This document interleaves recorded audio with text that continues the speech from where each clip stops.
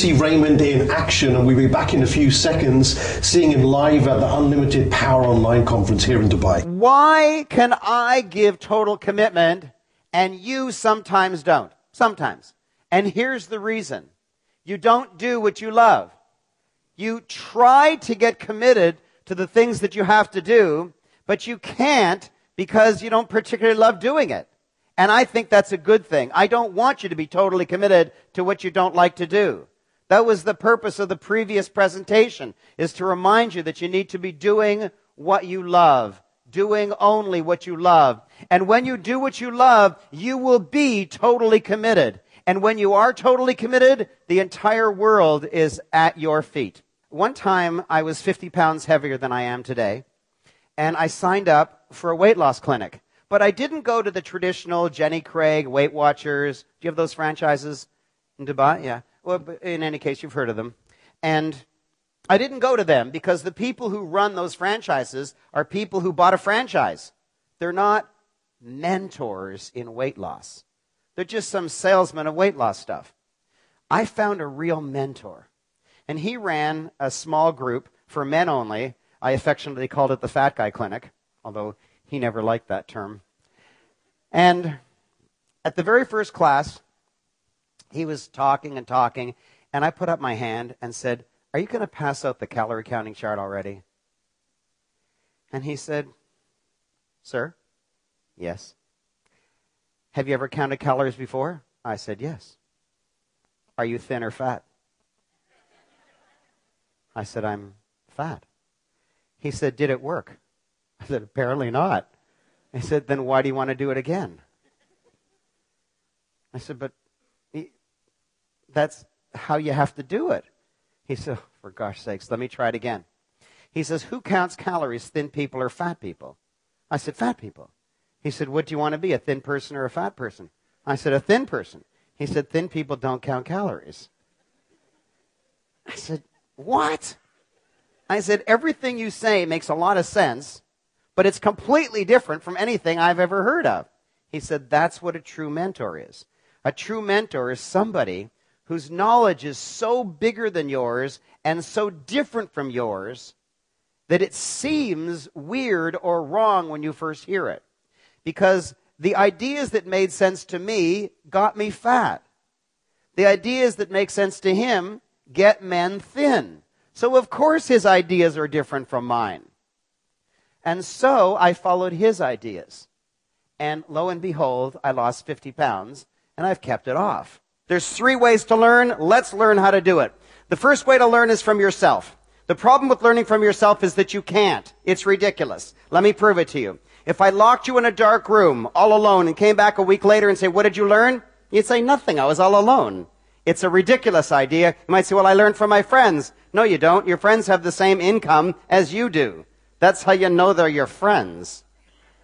So there's 3 ways to learn. We've blown 2 so far. There's only one left, and it's the only one that I use. I learned from a true mentor. A true mentor. And so does every successful person learn from a true mentor.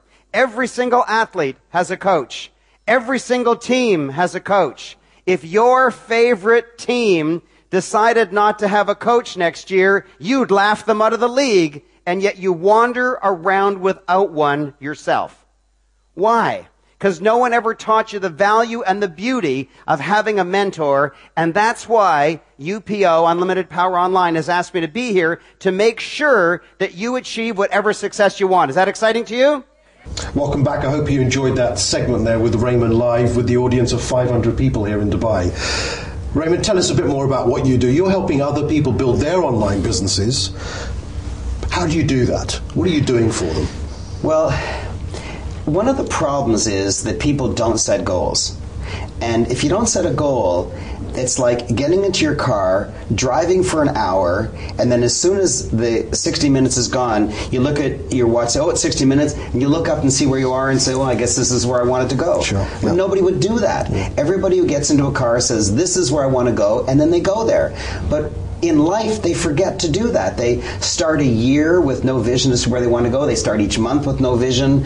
And the few people who write goals write them in such a a way that it causes them a lot of pain, and so they pretty soon stop writing goals. And I want to tell you the right way to do it, because when you do it the right way, your offline business or your online business or your personal life can completely shine. For example, recently I set a goal to dramatically increase the membership of one of my continuity programs. We had 700 members at $29, and in 1 month we increased it by 1,000, from 700 to 1,700. It's incredible. That's the kind of thing that you can do when you focus. What were the one or two things that you did there to make that happen, do you think?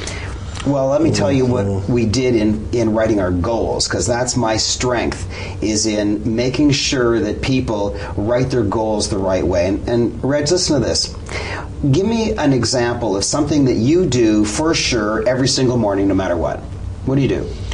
Probably the 2 minutes that I spend on the edge of my bed before I start my day, thinking about key things that I am looking to do for the next 24 hours. So you contemplate for a couple of minutes in order to plan your day. Fine. And you probably do other mundane things like brush your teeth. You would never write it. Forget about that. It happens subconsciously these days, but yeah, absolutely. It does happen every day, though. But that's the important thing. You would never write a goal to contemplate for 2 minutes. You would never write a goal to brush your teeth. Why? Because it's a habit, because you're totally good at it. Well, this is critically important.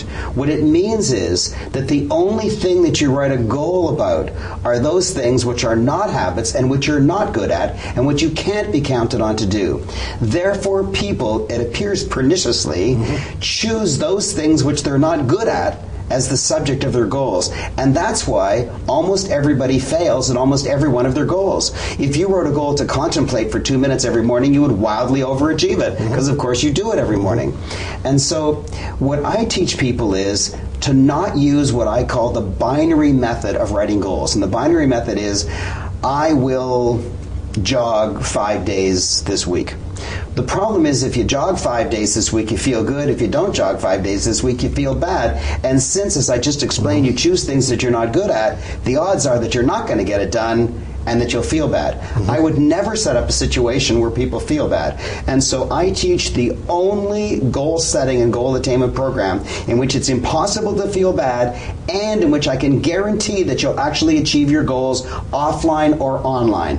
And I'm going to reveal it right here very briefly. It's called MTO. I'm the only one in the world that teaches it. I've trademarked it. It's a proven system that's been working. M as in like mother, MTO. Yes, okay. Actually M as in minimum.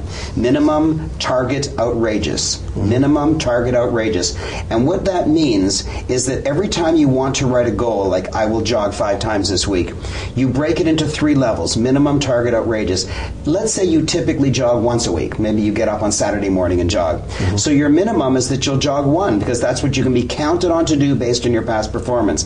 Maybe your target is 2, and maybe your outrageous is 5. Well, that means you'll always get your minimum, which means you'll always feel good. Excellent. And maybe you'll get your minimum not at the end of the week, but maybe at the beginning of the week. You look at your goals and you say, gee, if I just jog once more, I can get my target. And that's what inspires people. And so I never write goals the binary way. I teach the MTO way, where you always feel good because you always achieve your minimum, and then you always move forward. And here's the exciting thing.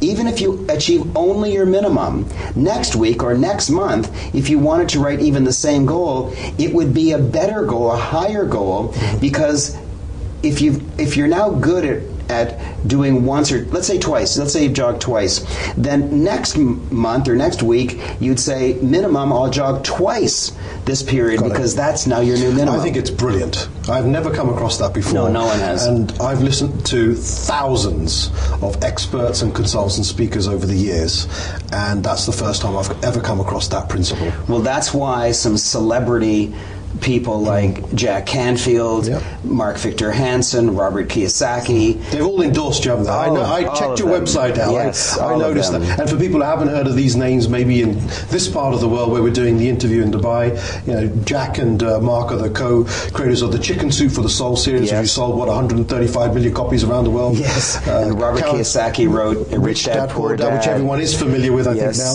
And Robert Allen wrote every Nothing Down real estate book that was ever written. Incredible endorsements. We've only got a few minutes left.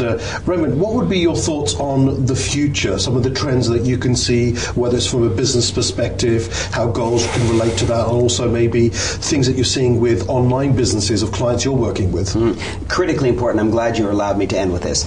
It used to be in the past that you could stay as an employee, government or private industry, and just go to work and do a good job.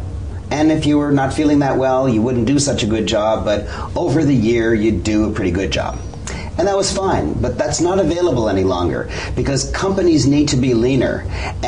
And with the internet, with so many options available to people, it's now the usual that people leave their employment and become entrepreneurial. And the easiest way to become entrepreneurial is online, or maybe not the easiest, but certainly the one that so many people are doing these days. Well, if you're going to be entrepreneurial, and you're going to be entrepreneurial in the online world, you absolutely need to be focused and to write those goals in such a way that they achieve themselves. And there is a magnificent quotation that I'd like to leave you with. It's one of my favorite quotations of all time, and that is, "Snowmen fall to earth unassembled."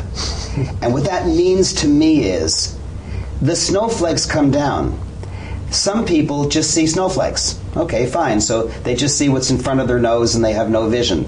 Some people have vision, but it's negative. In other words, they see traffic jams, or they'll see bad pain in their back from shoveling snow. But some people have a vision and it's positive. They see snowmen, they see playing, they see kids laughing. Maybe this is a bad example for the middle of a desert, but you can go to Ski Dubai and experience Ski Dubai here in Mall of the Emirates. That's right. People can relate to that. And so you can't just see what's in front of you. You have to have vision and see what's next. And you have to be careful that the vision is positive. And when you have a positive vision, the only way to get there and to stay focused on getting exactly there is to write goals in such a way that they achieve themselves. And I guarantee in my program that you actually achieve your goals auto-magically. Fantastic. It's a guarantee in my program. Great quote to finish on. Now I can understand why you are the #1 mentor for helping people double their income doing what they love, and the best-selling author of the book with the same name. Now, if people want to find out more about what you do, and I understand there's articles and other great videos and other content that you have on a few of your sites, which is the best one that they can visit to get this information? Well, this might shock you, but how about if I give every single one of your viewers my book for free? How would you do that? Just go to this website and you can have my book for free.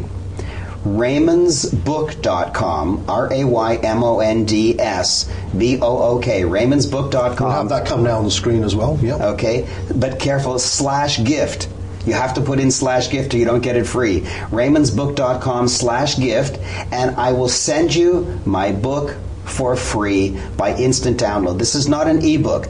This is my officially published book, a best-selling hardcover book published by John Wiley & Sons out of New York City. I bought the rights back from them. I own all the hardcover copies. I own the copy to the digital version, and I give it to you for free because I'm so honored to be on your show, I'm just so in love with this. And I'm sure people will take you up on that. Again, the details are coming now on the screen so people can follow up with that and also see Raymond in action through the website. I had a chance to go there last night, and you got some really great videos and tools and ideas on there, and a lot more information about the book.